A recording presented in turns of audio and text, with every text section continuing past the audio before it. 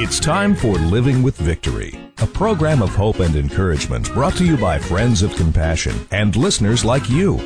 Now, here are your hosts, Tony and Laureen Giorgio, with today's message of perseverance. Jesus is with me when the storm clouds gather, when the winds of this world are blowing strong. Good morning, Pennsylvania. Welcome to Living with Victory, proving life isn't about waiting for the storms to pass. And boy, we've had some, haven't we? It's about learning to dance in the rain, giving you peace, power, and joy through perseverance and faith, above all, in Jesus Christ.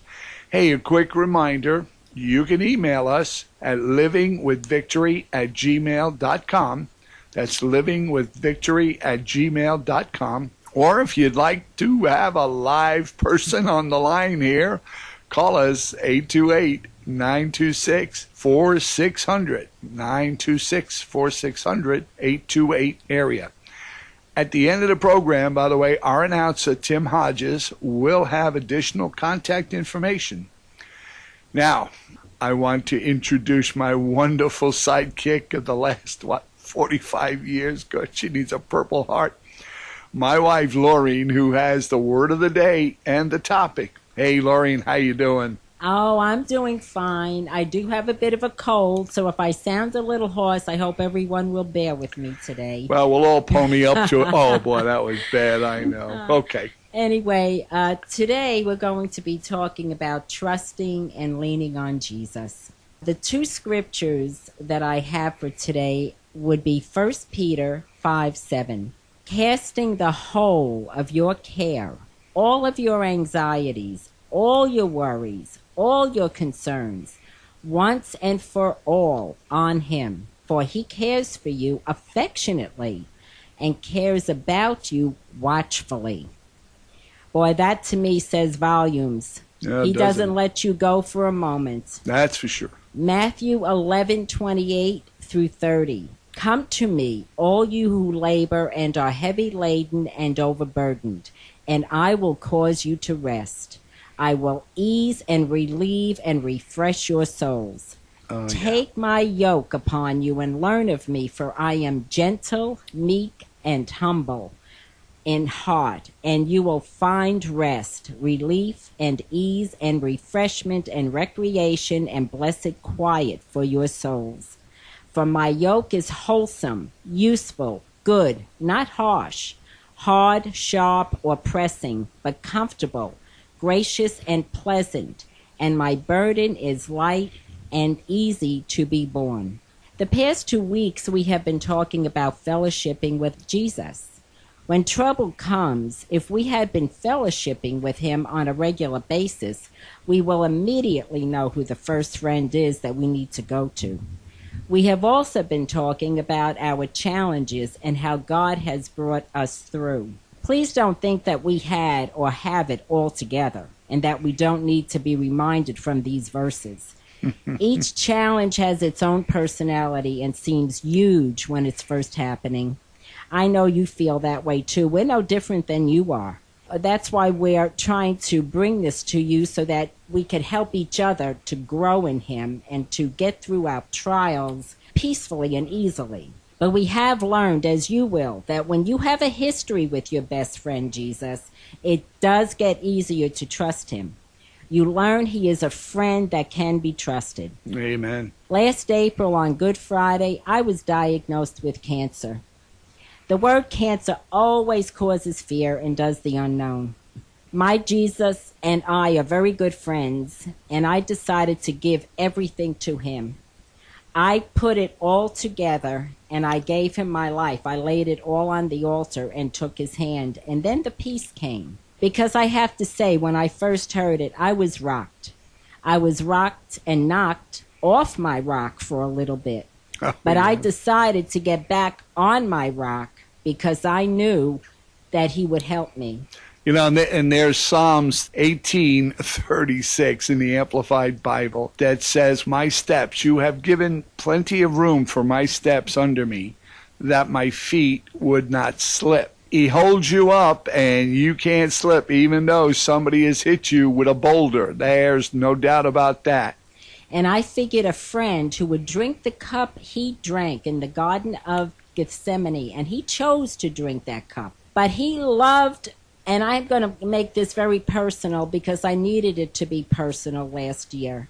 If he loved me and he loves you that much to do that, this is a friend I know I can trust. Let me go back a couple of years because God knew what I was going to need even then. He already had my back. We had gone to the open house at Billy Graham's radio station. There we met the director of radio, Jim.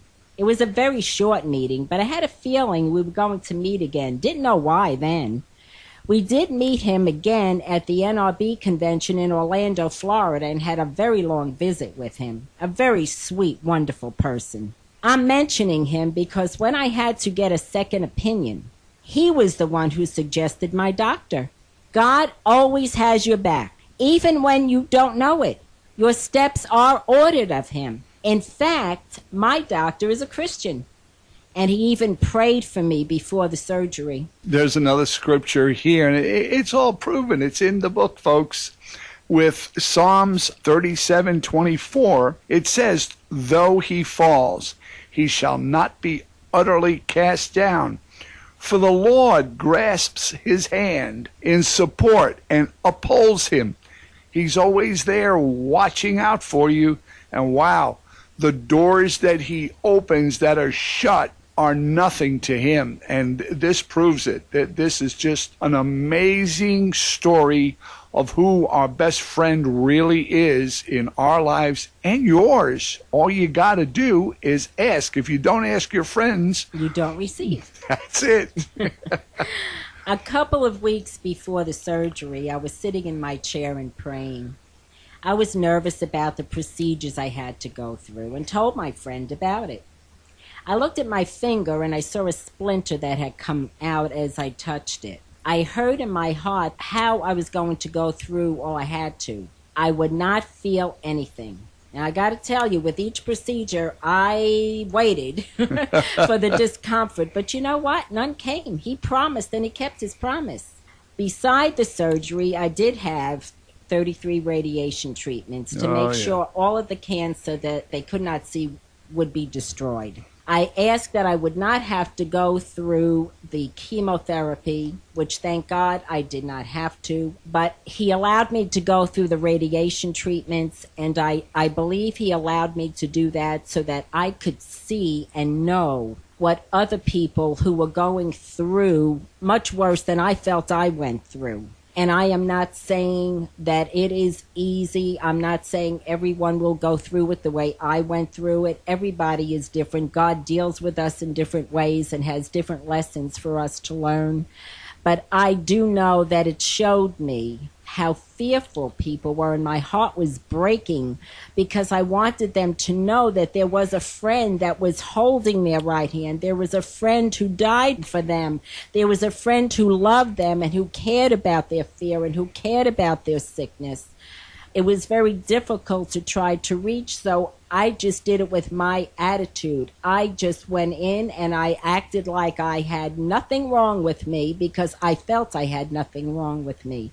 I felt that God was taking care of me, and that's all I needed to know. If he decided to call me home, then that was fine too, because I am his.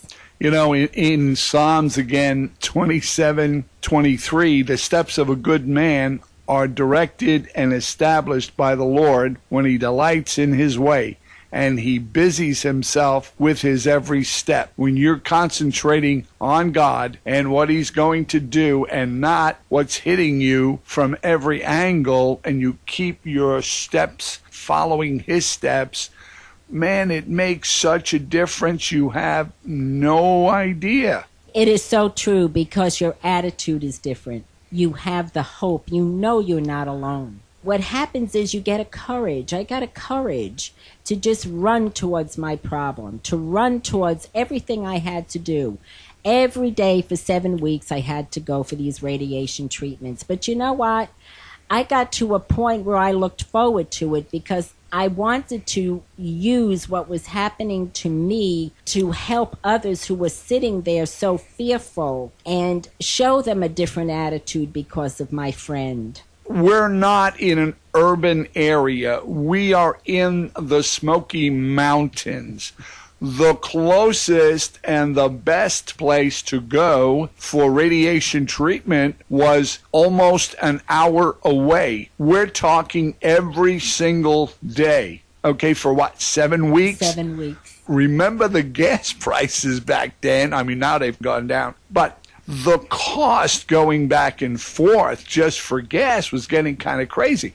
As a matter of fact, that's how we learned how many families with seriously ill children are having a heck of a time going back and forth to the clinics for these treatments because they can't afford the gas.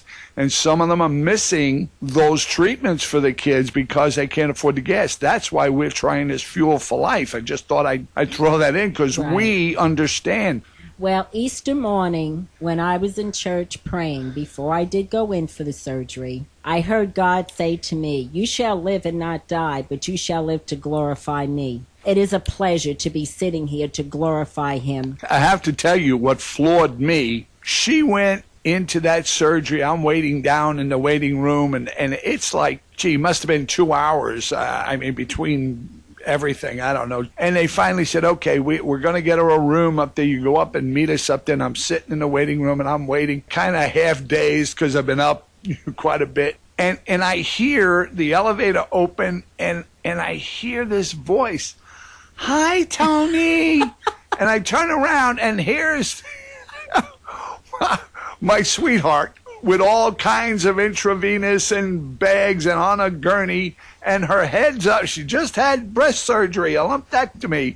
She's with her head up, smiling and waving at me. And I tell you, you know, I'm a staunch believer in Jesus Christ and all that he has.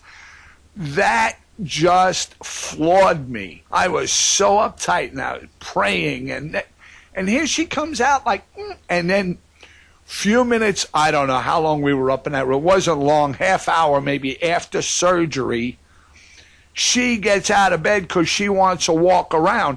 And the nurses on the floor, their jaws dropped open because here she is with her pole and her IV, and her and I are taking a walk around the floor. I just want you to know that when you're going through anything, attitude and Christ make the difference. At this time, I am cancer-free. I know a lot of people have gone through procedures that were far worse than mine. I don't know why that is, but I do know that God is bigger than what we are going through, and he is a healer. He has chosen to keep me here to glorify him, and I am very happy to do so. When he wants me, that will be the ultimate healing and a joy to see him face to face. Do you want to tell them about your CDs? I do. I have an offer if you would like. We have today's show, which is 13-120. If you would like to have that sent to you, we would be very happy to do so with any amount donation that you would like to send. Or I also have, for my breast cancer, a CD, Test of Faith. I know it's time now, you know, and our announcer, Tim Hodges, will give our contact information. And this is Tony and Laureen Giorgio. You keep dancing in the rain this week, Pennsylvanians. Join us again next week. We'll have more. Hey, tell your friends. Tell us how you like it. See ya. You've been listening to Living with Victory with your hosts, Tony and Laureen Giorgio, who for 30 years have advocated for seriously ill children through their foundation, Compassion for Kids. Many families who have children that receive daily treatments for their illnesses are extremely challenged to even begin to get their kids the life-saving treatments they need. Compassion for Kids is there to lend a hand. That is our mission, and you can become a partner in helping. Support for this radio ministry comes from Friends of Compassion and listeners like you. Your tax-deductible donations can be sent to Compassion for Kids, P.O. Box 1982, Maggie Valley, North Carolina, 28751. You can also donate through your PayPal account by logging on to livingwithvictory.org. Tony is available to speak to your group or church members. You can call him at 828-926-4600. Join us again next week at this time for another uplifting story of dancing in the rain. Thanks for listening.